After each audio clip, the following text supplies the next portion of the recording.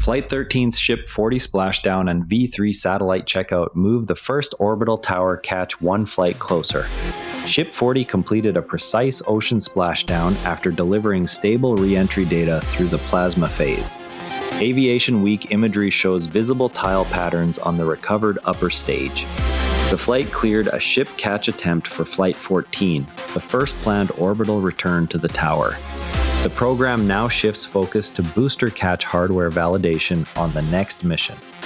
Remember, we covered the ongoing flight test campaign yesterday. Today's results move the catch goal forward by clearing the ship recovery for the next attempt. The same mission delivered the first on-orbit proof of the next Starlink generation.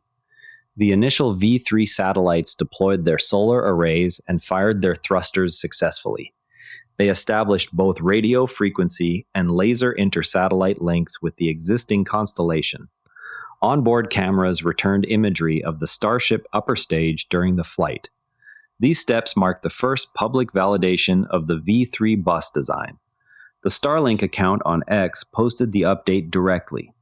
A Falcon 9 lifted off overnight from Cape Canaveral carrying the classified NROL-95 payload. The booster performed a downrange landing on a drone ship, and the launch produced an audible sonic boom across central Florida. A second Falcon 9 is scheduled to lift off from Vandenberg Space Force Base on Friday evening. Both missions add flight experience to the active booster fleet under the current manifest. Local spotters are already tracking the planned downrange recovery zone for the Vandenberg flight. Recent analysis shows that scaled production of the current tiled heat shield system can still reach acceptable per-flight costs. The study compares material and refurbishment expenses against projected flight rates. It concludes that reuse margins remain viable if tile replacement stays below a defined threshold per mission. The report directly counters earlier assessments that the tiled approach would prove uneconomic at high cadence. Supermicro and Dell are supplying modular rack systems that SpaceX is integrating into new AI-focused facilities. Each unit arrives pre-integrated with power distribution and liquid cooling manifolds. The building block approach allows incremental power and cooling additions without full facility redesigns. An independent forecast now aligns with earlier projections that SpaceX-linked AI infrastructure will reach 8 gigawatts of capacity by 2027 to 2028. Cursor announced a partner program that pairs its editor with reference architectures from AWS, BCG, Databricks, McKinsey, NVIDIA, and Snowflake. The effort aims to produce documented deployments that other organizations can replicate. The program focuses on measurable adoption metrics and repeatable integration patterns. Observers on X noted that the V3 satellites returned the first public images of a Starship upper stage taken from another spacecraft in orbit. Reddit threads highlighted the exact timing of the laser link acquisition sequence shown in the Starlink update. Aviation Week readers pointed out the visible tile patterns on Ship-40 in post-flight imagery released by the company. Worth keeping an eye on, a U.S. House Democrat has asked Elon Musk to address emissions and water use tied to XAI data center construction. The inquiry focuses on power generation choices and cooling demands at the planned sites. SpaceX has not yet responded to the request. The letter highlights the scale of the facilities now under active procurement. On the AI front, Cursor's new Benchmark Partners program brings AWS, BCG, Databricks, McKinsey, NVIDIA, and Snowflake together to publish reference enterprise deployments. Supermicro and Dell are shipping modular rack systems that SpaceX is installing in its expanding AI facilities. An independent report now projects the same 8 gigawatts of SpaceX-linked AI data center capacity by 2027 to 2028. That earlier forecasts had outlined. The partner program is intended to create replicable stacks that combine Cursor's editor with enterprise-grade infrastructure and governance tools. From an engineering standpoint, the modular data center blocks now arriving from Supermicro and Dell change the economics of scaling AI infrastructure by collapsing the traditional build-once model. Instead of pouring a single large hull whose power and cooling capacity must be sized for the final load years in advance, each block ships with its own power distribution, liquid cooling manifolds, and network spine already integrated.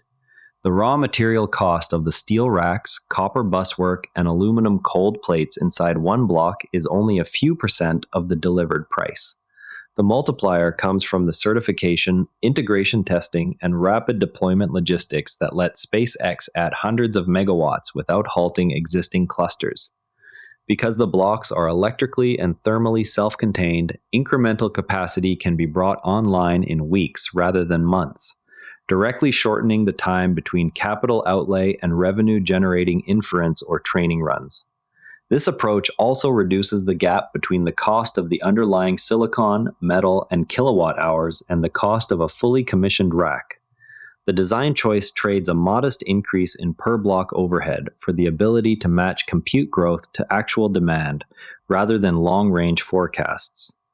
The blocks function like shipping containers for power and cooling, allowing the operator to treat each addition as an independent, verifiable unit.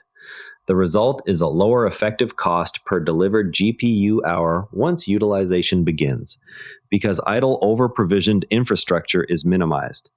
The next measurable milestone will be how quickly the first 8 gigawatts tranche moves from rack delivery to sustained multi-exaflop utilization. Early data from the initial installations will show whether the interconnect and power handoff between blocks maintains the low latency performance required for large training runs. If the blocks achieve the projected deployment cadence, the same modular logic could later extend to orbital compute nodes where mass and power constraints make traditional Hall-style construction impossible. And a quick market note, SPCX closed at $112.20, down 0.8%. Before we go, Flight 14's tower catch attempt will test whether the ship recovery architecture scales to orbital velocities. That's the day at SpaceX. That's a wrap. SPCX is trading at $112.20, down 0.8%. If you're new here, subscribe and this briefing finds you every day. I'm Patrick in Vancouver. Thanks for being here, and I'll see you tomorrow. And before you go, this show is part of the NARA Network, a family of daily podcasts on tech, science, and markets, each one a short, sharp briefing you can finish on the commute. If today earned its place in your feed, here's your next listen. First Principles Daily, reasoning from raw materials, not analogy, on the breakthroughs that actually cut cost. Find every show free at naranetwork.com.